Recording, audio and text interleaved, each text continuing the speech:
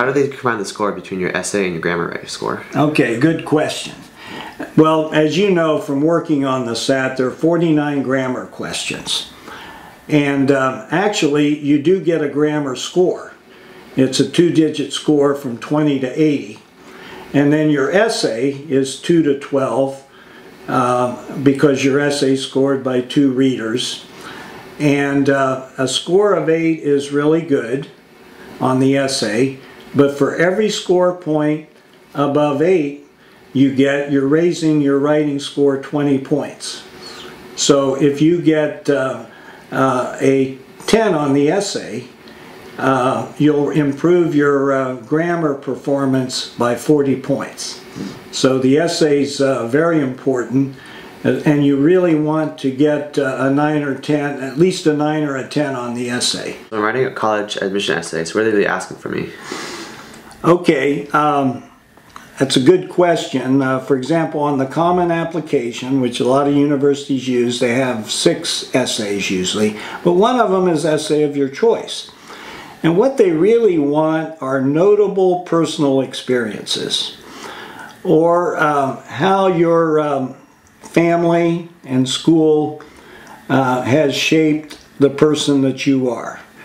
So it just is a really chance for them to get to know you personally, because otherwise all they've got is a grade point average and a test score.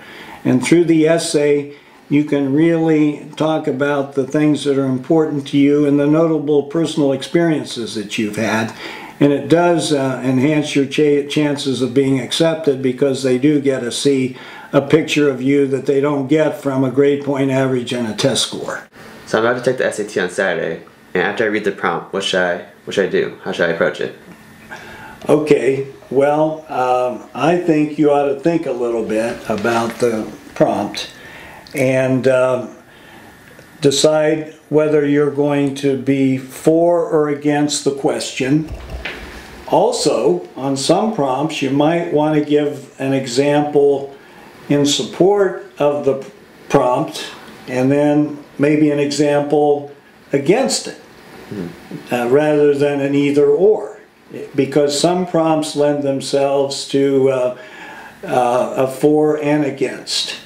But the important thing is to come up with 1 or 2 good examples that address the prompt.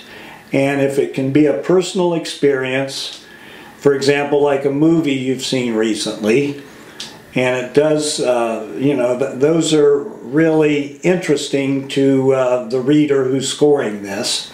And also, many times as you're writing a personal experience, it will trigger another example from current events, history, and literature.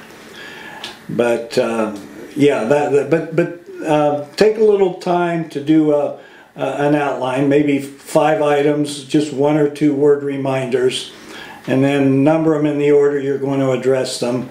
And if you can, make examples, a personal one, and then one that's an example from current events, history, or literature. So how much time should I allow for both writing and planning? Well, you've only got 25 minutes to do both, so I would spend no more than about 3 minutes with planning.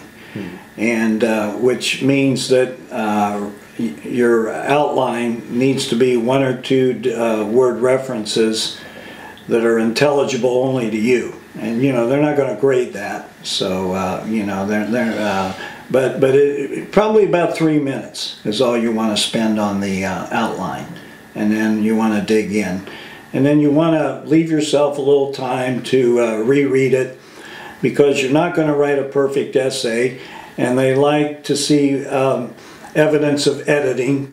I have a website, www.tlctestprep.com, and on that website there is a blog called College Admission, SAT, and ACT Essay Writing.